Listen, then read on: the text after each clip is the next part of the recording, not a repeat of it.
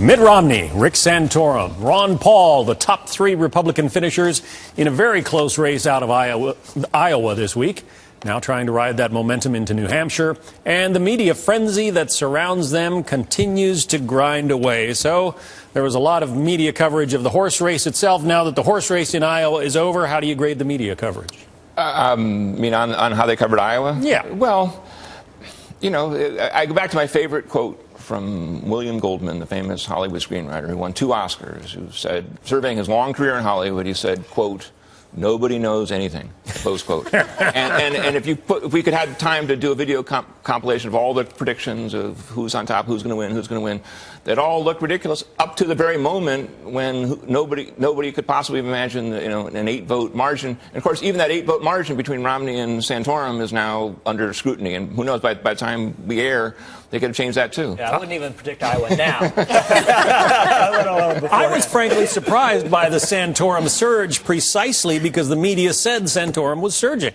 Well, even people on the right ignored and scoffed at him, with a few intrepid exceptions. Jen Rubin of the Washington Post, Quinn Hillier of the American Spectator among them. But it just was a reminder of how poll-driven the media is, how much it's a herd mentality, because a rival network had a poll that showed him at 16%, you know, a week or so out, and that was just the bell going off, and all of a sudden, everyone was talking about Santorum surging and couldn't get enough of the guy. So which one came first? Was it the surge or the predictions of the surge? I do think that the media played a bigger role in Iowa than what is to be intended. You think Rick Santorum is a media creation, his popularity? I think his surge was a media creation, and it also reflects on the failed political experiment that is Iowa and New Hampshire. Hopefully, whether it's the next cycle or within 2 cycles, that people will recognize that retail politics has failed. $10 million in the last month leading up to it.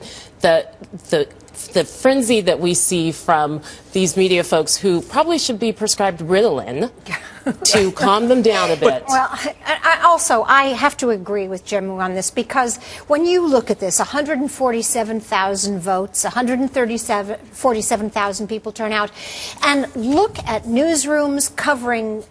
They've cut back coverage of everything else, local and state legislatures, city council meetings, foreign bureaus, all being slashed, but everybody can find money to send more than one person to Iowa, 1,500 reporters. What was this about? To focus on evangelicals. Exactly. Just a couple points here. One on the media. First of all, Rich is being too modest, because the National Review, his magazine, actually sort of semi-endorsed Santorum, I guess is fair to say, and certainly plucked him out of the pack as being a comer, and that was a while back.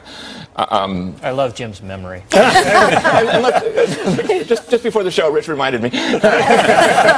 Let's also note something that I think the reporters are, from Peggy Noonan to David Brooks to Ron Brownstein, are noting, and that is Santorum does represent something new. This sort of blue-collar spirit, this Kim Strassel in the Wall Street Journal called it identity politics, but nonetheless a conscious steelworker evocation. If the Republican base is the white middle class, then Santorum speaks to it probably better than anybody else in this race. Rachel Maddow of MSNBC had a kind of an interesting moment during the coverage of Iowa when she announced to the world that Ron Paul was going to be getting the endorsement of New Mexico Governor Gary Johnson. Turned out not to be correct. Let's play that clip.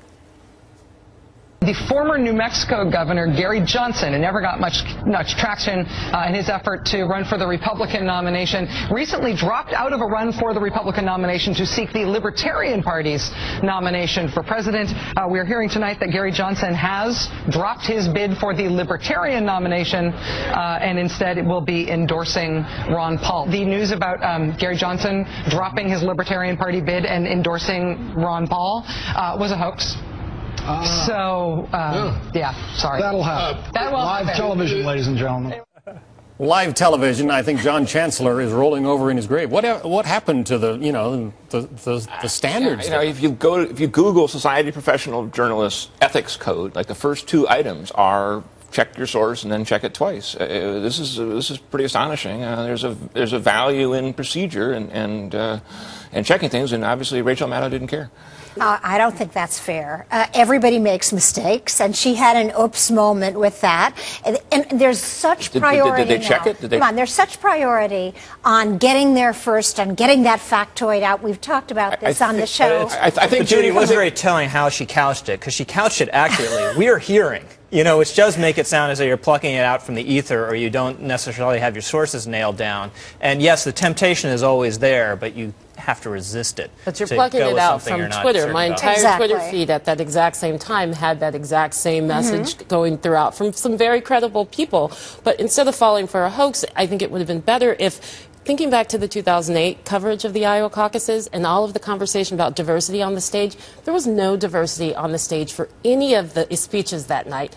No one mentioned it at all. That is a conversation that I think could add to this debate. But, the question for me is, why isn't Brian Williams or somebody like that anchoring their coverage? I mean, Rachel Maddow, it has been said, is not a news person. She brings a point of view to the broadcast that she does. So why have her front and center in your news coverage? Look, I think that this is a choice that MSNBC made long ago. They're going to have a partisan point of view. They're going to lean forward, whatever that means, and they're going to go with opinion.